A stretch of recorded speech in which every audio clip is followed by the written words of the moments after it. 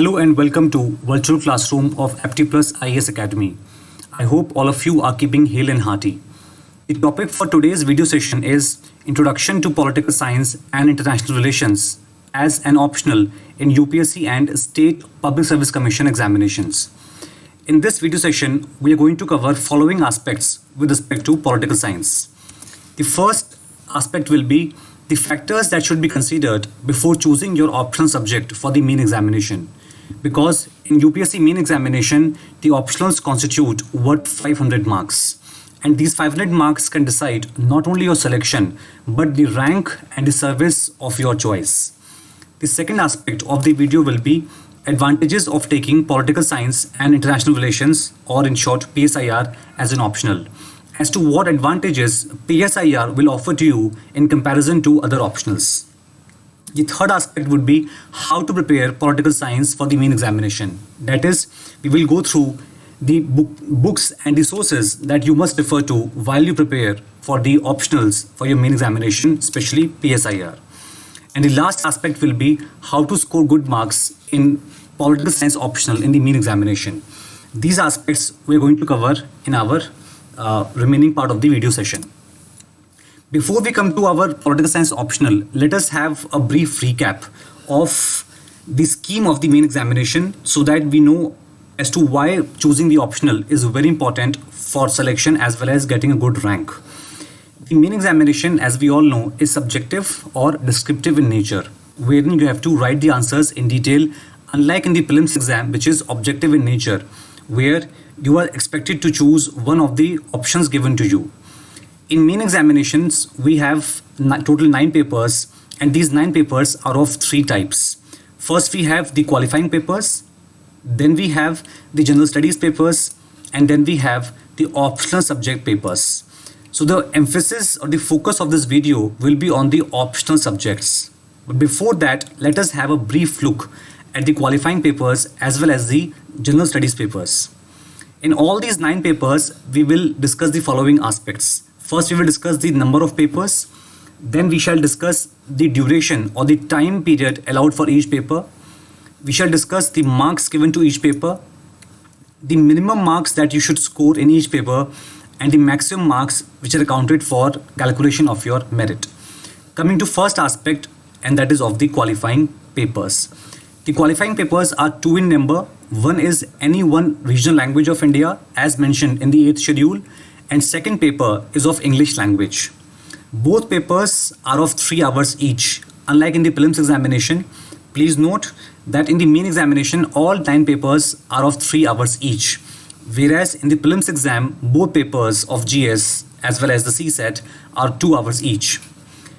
Both papers which are qualifying in nature are worth 300 marks. And in both papers, you are expected to score at least 25%, that is 75 marks. Otherwise, remaining copies of your main examination will not be evaluated. However, if you noted that the maximum marks which are accounted for merit are 0, it is because these papers by nature are only qualifying, and therefore whatever score you attain in these papers will not be accounted for while calculating your final selection. Regarding qualifying papers, please observe that there are following 22 languages as mentioned in 8th schedule of Indian Constitution, and you are free to choose any of these languages. Also, please note that the students of the following states are exempted from writing a qualifying paper A, that is the regional language of India. And those states are Arunachal Pradesh, Manipur, Meghalaya, Mizoram, Nagaland, and Sikkim. Therefore, remember that if you hail from these 6 states, then you are exempted from attempting the paper A, which is any one Indian language. However, you have to attempt the second qualifying paper of English, which is common for all the aspirants who write the main examination. So this was about the qualifying papers. Coming to the general studies papers of the main examination. There are a total of 5 GS papers, which includes 1 essay paper also. All of them are of 3 hours each, and the minimum score that you have to attain in all these papers is 10% out of the total 250 marks. So this makes the 5 GS papers 250 marks each, worth total of 1250 marks. I'm sure all of you know the syllabus of all these 5 papers, but still let us have a brief look at the syllabus, the broad syllabus of these 5 papers.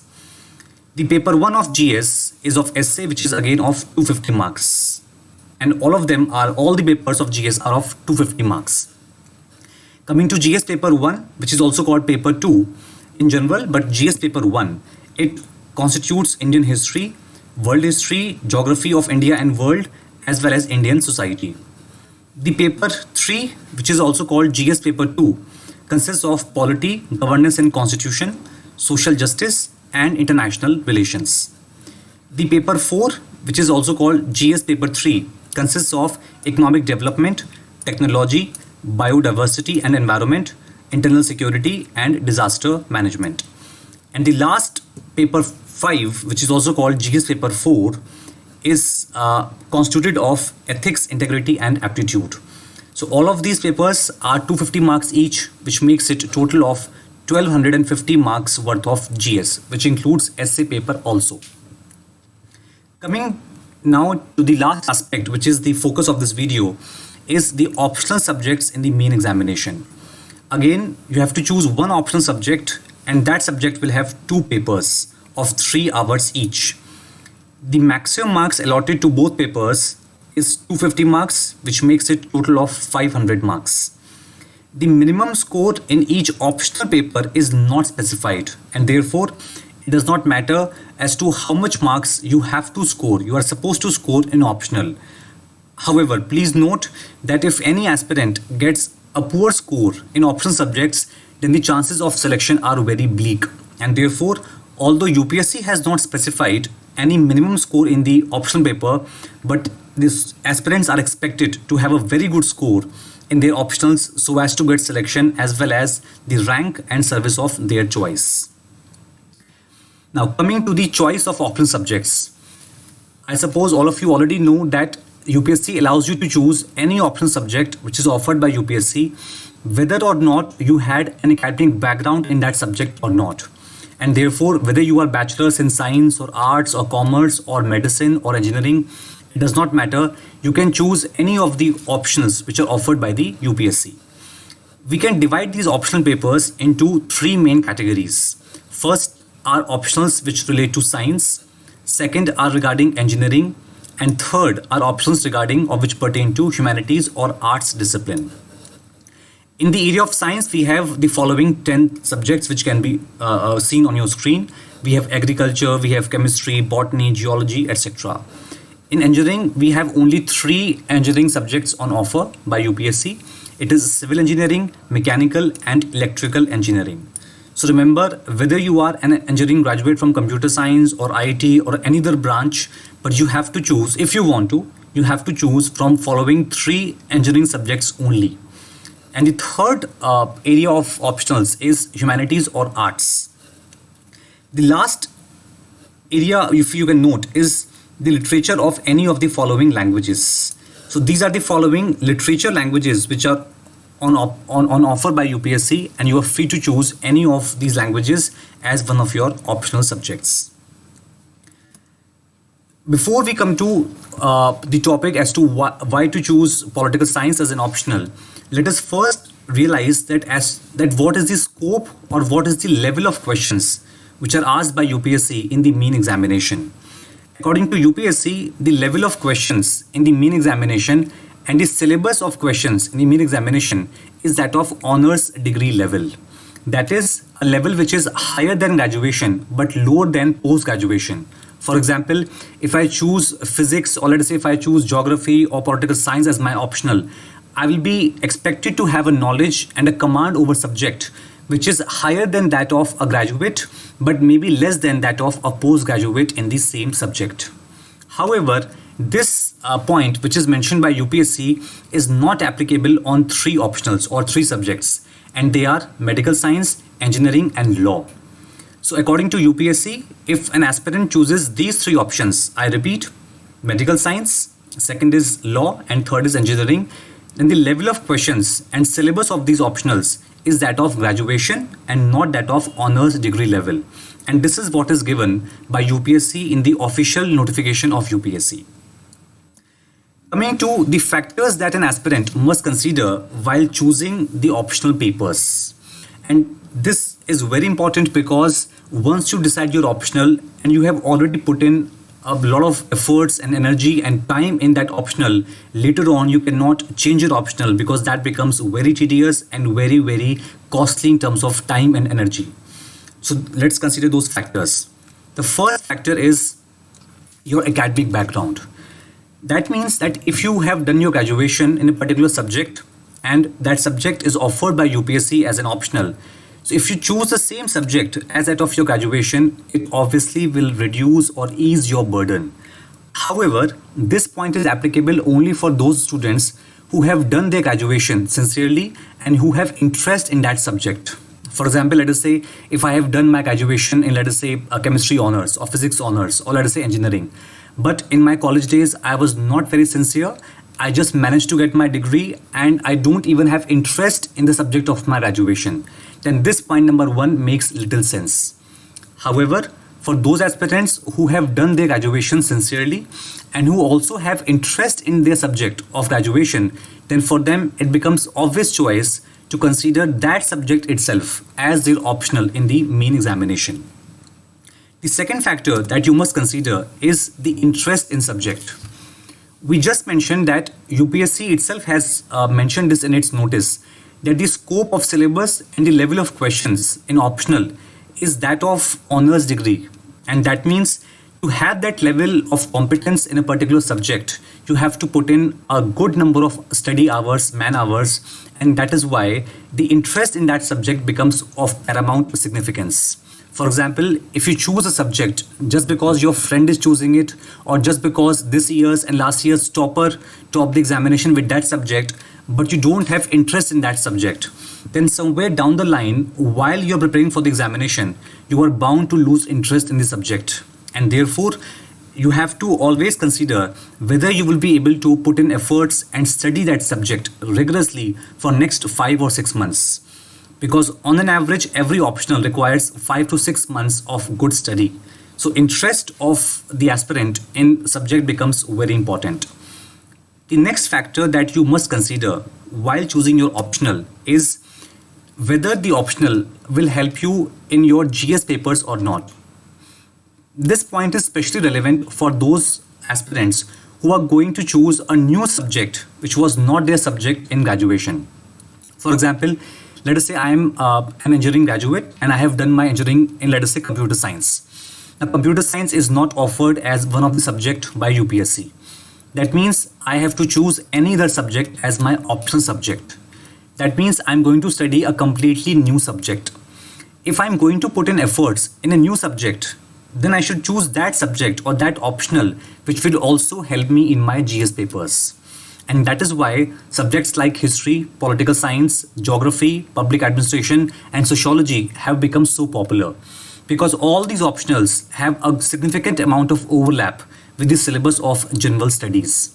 And that's why those students who choose these subjects as optionals always find it that they are at advantage as far as their GS syllabus is concerned. The next factor that you must consider is availability of guidance in that subject.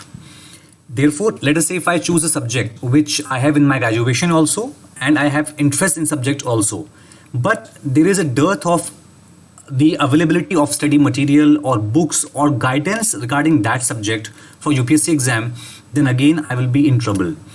I will have to always consider the fact that to crack UPSC examination, I will always need guidance of seniors, of mentors, of teachers, and I also need the availability of good quality study material, especially if I am not in a metro like Delhi, Mumbai or Calcutta or Chennai.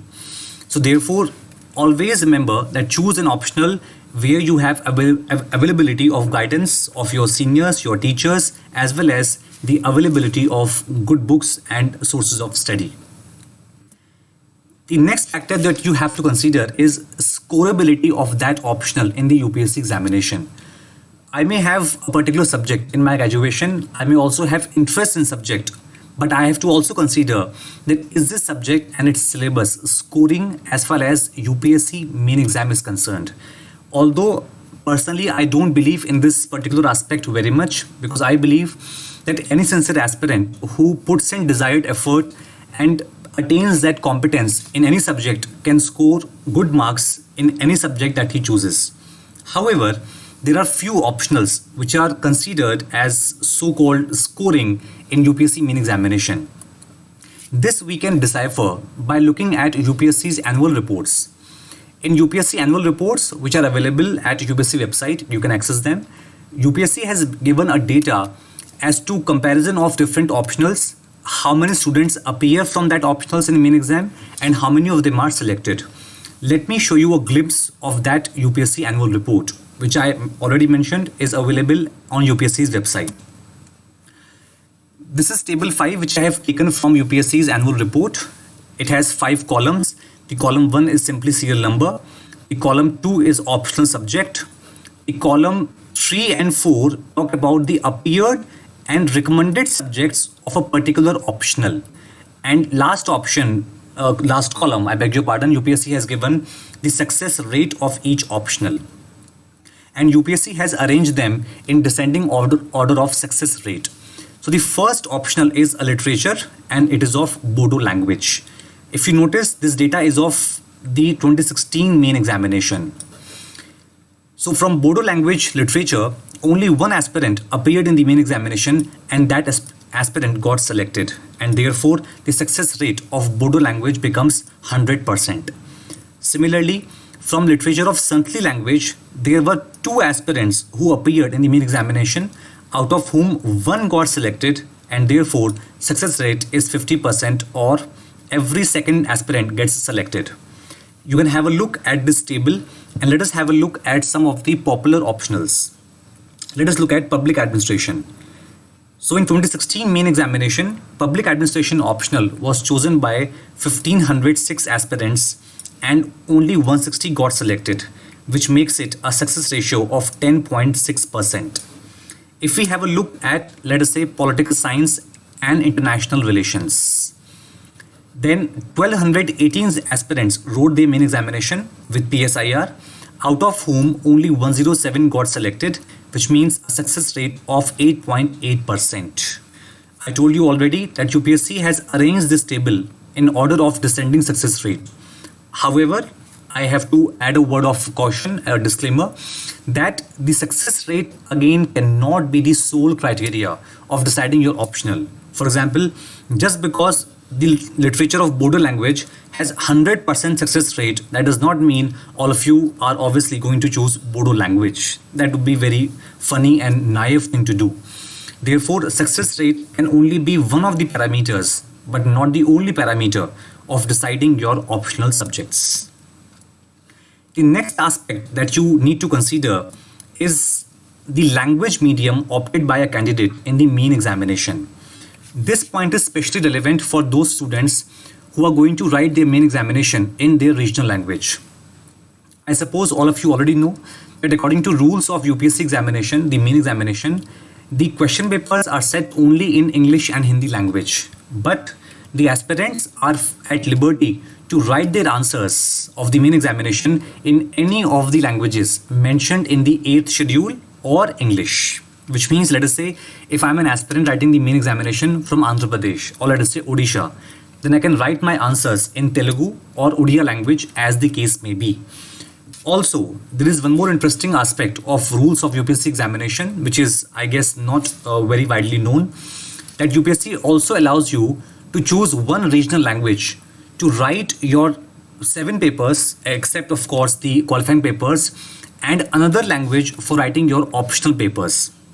For example, let us say if I choose physics as my optional, so I'm at liberty to write my GS and essay papers in my regional language, and I can write my optional paper in, let us say, English.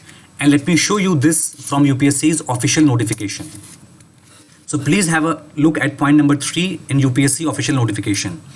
It says candidates will have the option to answer all the question papers except accept the qualifying language papers, paper A and B, in any one of the languages included in the 8th schedule of the Constitution of India or in English.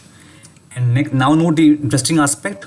Notwithstanding this, the candidate will have the choice. So UPSC is offering you the choice to write the optional papers in English, even if you opt to write your papers 1 to 5, that means the 4 GS papers and 1 essay paper, in any of the languages mentioned in the 8th schedule. So this point becomes relevant while choosing optional. Let us say if I am an engineering graduate of let us say mechanical engineering. So I have done my engineering in English language, and let us say I belong to, let us say, Andhra Pradesh. So I want to write my main answers in Telugu language. However, I cannot write my mechanical engineering optional answers in Telugu language, and therefore UPSC is allowing me to write my GS and essay in Telugu language and my optional in the English language. Now this becomes tricky because this will require an aspirant to have a good command over 2 languages, which means his regional language as well as English. So this factor you also have to consider while choosing your optionals in the main examination. Coming to our main aspect for the day, PSIR or Political Science and International Relations as an optional subject in the main examination. PSIR, like all other optionals, has 2 papers in the main examination, paper 1, paper 2. Paper 1 has 2 sections. Section 1 deals with political theory. It deals with political science, its introduction as a subject, its origin as a subject, its approaches to study, the theories of political science, theories of state in political science, various political philosophies like liberalism, socialism, Marxism, Gandhism, fascism, feminism, etc. It also consists of the Western political thought and Indian political thought. The section 2 of paper 1 consists of Indian politics.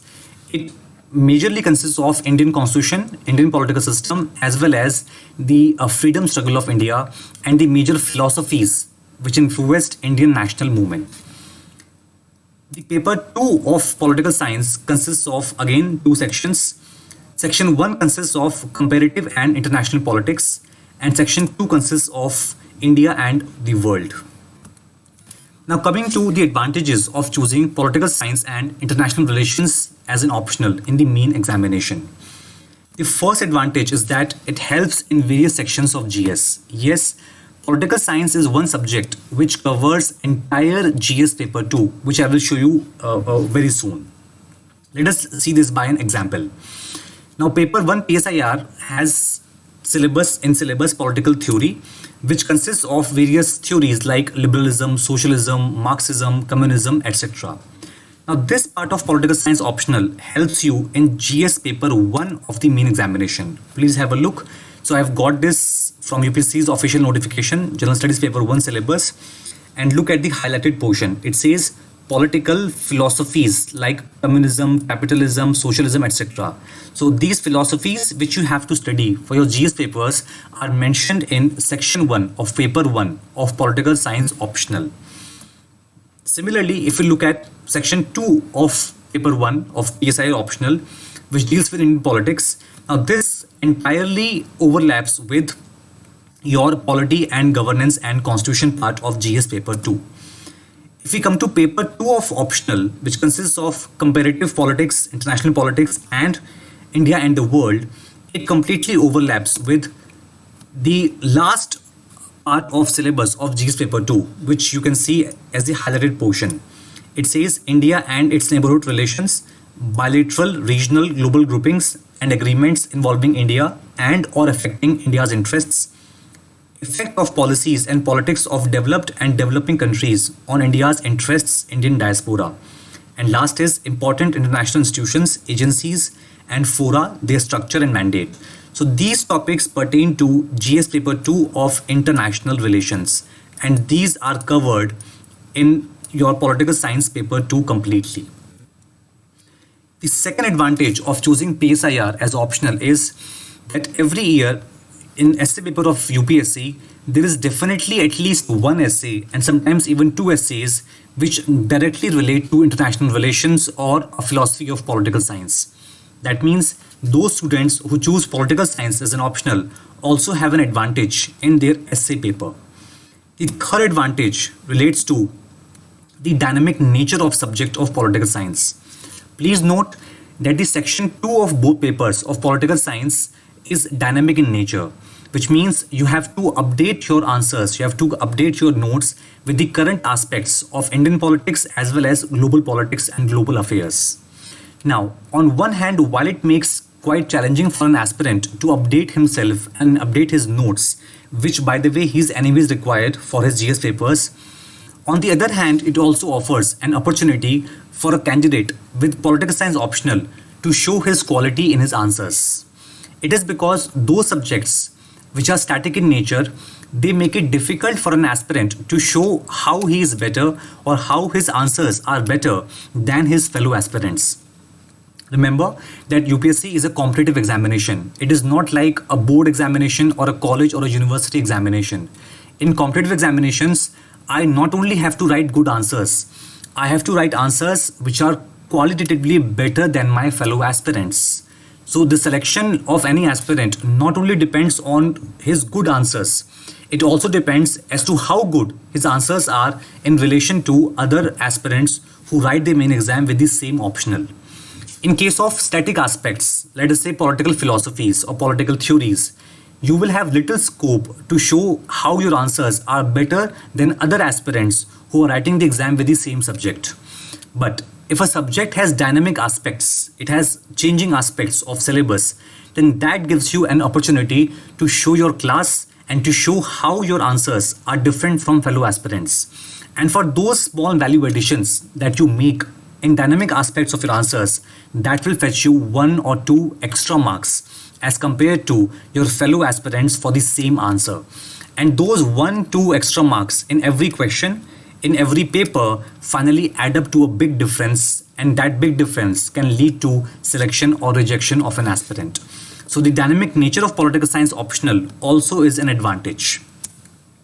The fourth advantage of PSIR optional is the easy availability of standard books and study material. Yes, political science is a very popular and standard subject taught in all Indian universities, and therefore there is no dearth of good quality study material and standard reference texts in market, as well as a very good guidance is available for this particular subject.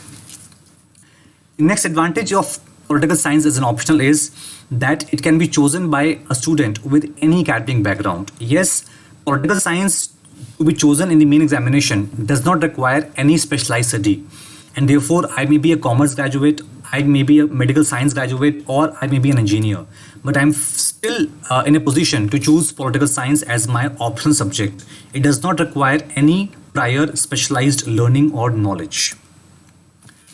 Coming to the books or the sources that you need to refer for political science as an optional.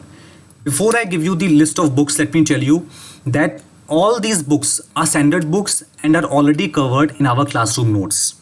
And therefore, if you stick only to the classroom notes, then also it would be sufficient to clear the main examination. Although, once in a while, to enrich your notes or to have a better clarity of concepts or better understanding, you may need to refer to these books, especially for particular chapters and particular theories. And therefore, I'm going to tell you these books, but remember that reading all these books will require a lot of time.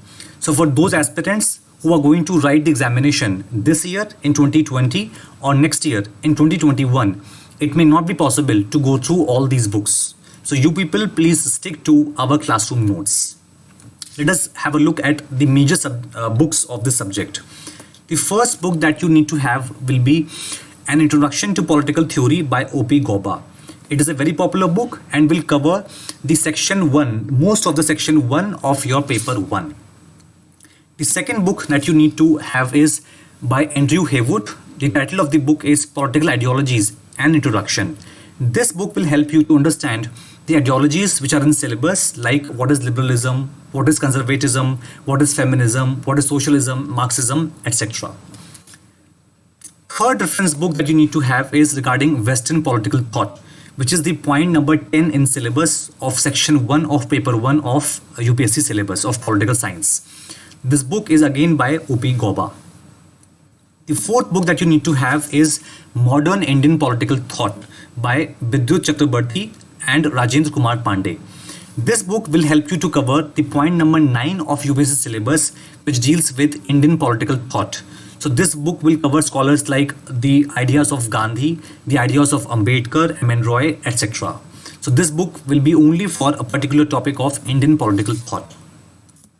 The next source will be for section 2 of paper 1. And for that you can have any one book. It can be either Lakshmikant's Indian Polity, or it can be Introduction to Indian Constitution by D.D. Basu. Any of these two books will suffice, although in our classroom notes I will be covering important aspects of both these two books. Coming to the books for paper 2. For paper 2, the first book that you need to have as reference material is Andrew Haywood's Global Politics. It's a very popular book and you should have it as reference material for paper 2. The second book for paper 2 will be by Rajiv Sikri. It is Challenge and Strategy, Rethinking India's Foreign Policy. Again, it is a very popular book and will help you to build your basics of India's foreign policy and India's relations with major countries of the world. Along with these sources, you also need to cover newspapers and articles by famous scholars of international politics. For example, articles of C. Raja Mohan. These scholars who are well-known scholars and their articles appear regularly in various newspapers, you have to follow them for section 2 of your paper 2. Let us come to the next aspect of our video and that is how to score good marks in political science and international relations optional in the main examination. The first point to be remembered is that political science answers and the answers of Indian polity of GS, you have to differentiate these answers. When you write the answers of optional, it should look like the answers belong to a student of political science. And that is why, while writing your answers in your optional, you have to quote the famous scholars of political science, their concepts, their theories, and if you remember, their books also. And that is what differentiates your answers from answers of a student who does not have specialized knowledge of political science. Remember that if UPSC in notification has mentioned that the scope of syllabus and level of questions in optional shall be of honors degree, that means UPSC expects the aspirants to write the answers of the same level, and therefore your answers cannot be generalized in nature. They have to look like answers of a person who has specialized knowledge in the subject. Second is, you have to always cite current examples wherever it is possible. So whether it is paper 1 of political science or paper 2 of political science, wherever possible, try to cite certain current examples. Let me give you an example to show this. Let us say in paper 1 of political science, we have in syllabus the concept of justice. So let us say UPSC asks a question on the concept of justice, and you can always write the answer along with the scholars, the various theories of justice. Let's say Rawls' theory of justice, John Rawls' theory of justice.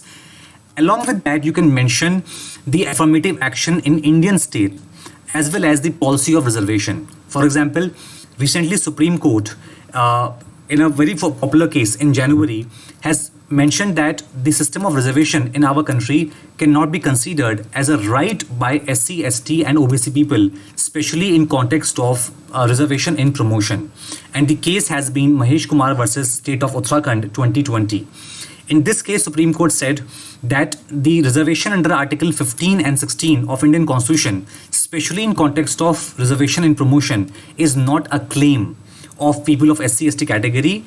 Article 15 and 16 of the Constitution only enables or allows the state to provide reservation. It does not automatically become a right of SC, ST and OBC people.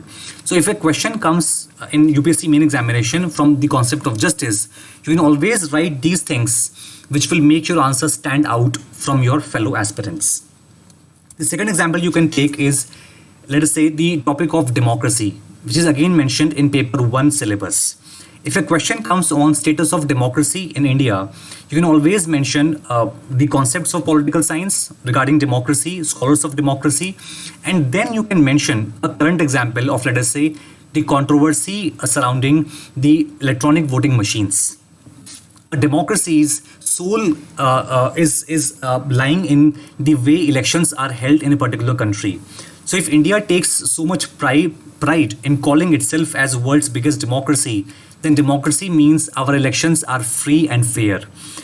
Therefore, if there is any doubt on the credibility of the EVMs, it is also a doubt on the authenticity of Indian democracy. So therefore, if a question comes on democracy, you can always quote the controversy which is happening around the issue of Indian EVMs. The third aspect that you need to remember for writing good answers is interlinking of paper 1 and paper 2. Yes, wherever possible, try to interlink and use the examples of one paper in the answers of other paper. Remember that this syllabus has been divided into two papers, paper 1 and paper 2, but it does not mean that your answers have to be compartmentalized. And therefore, the concepts, the theories, the thinkers of paper 1 can be very well cited in paper 2, and the paper 2 examples of international politics can be cited in the answers of paper 1.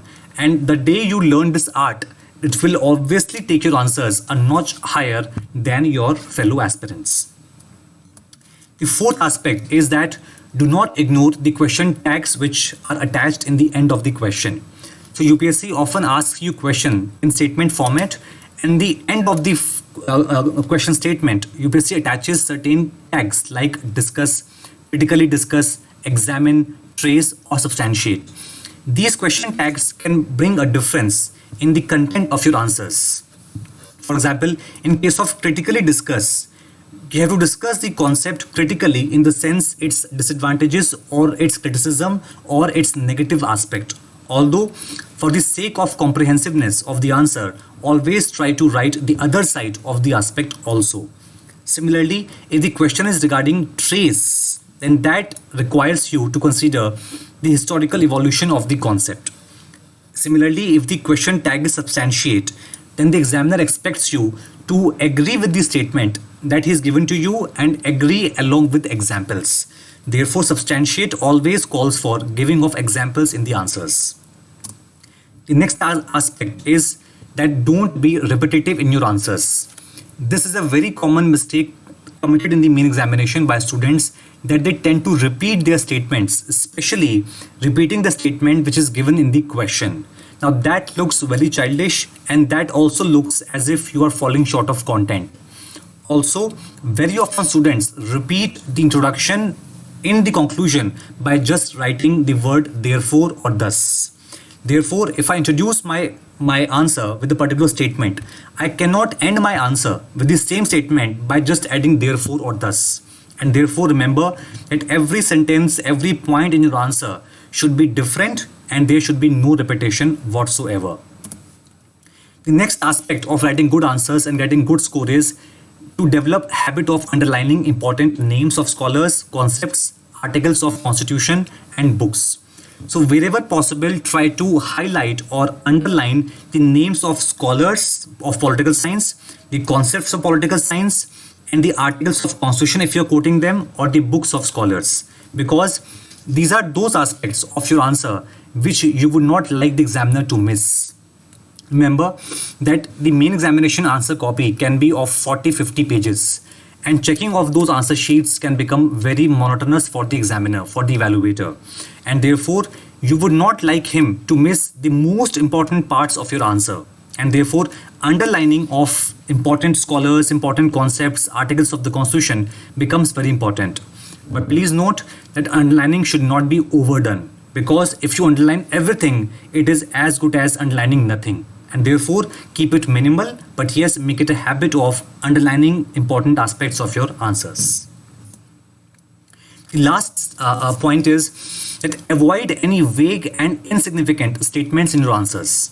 For example, if a question is asked in the optional of political science and the question says, critically discuss the relevance of Marxism in contemporary times. Now in this question, if you are not able to think about the subject, then the most common mistake that you tend to commit is to write statements like, for example, Marx is a very significant scholar of political science. Now this statement makes no sense. It's a vague statement, it's a filler statement, because Marx is a significant scholar, this everybody knows.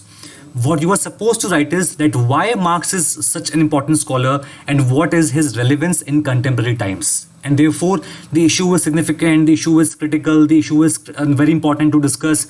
All these statements do not add any value to your answers, and on the contrary, they reduce the quality of your answers. So please avoid such vague and filler statements.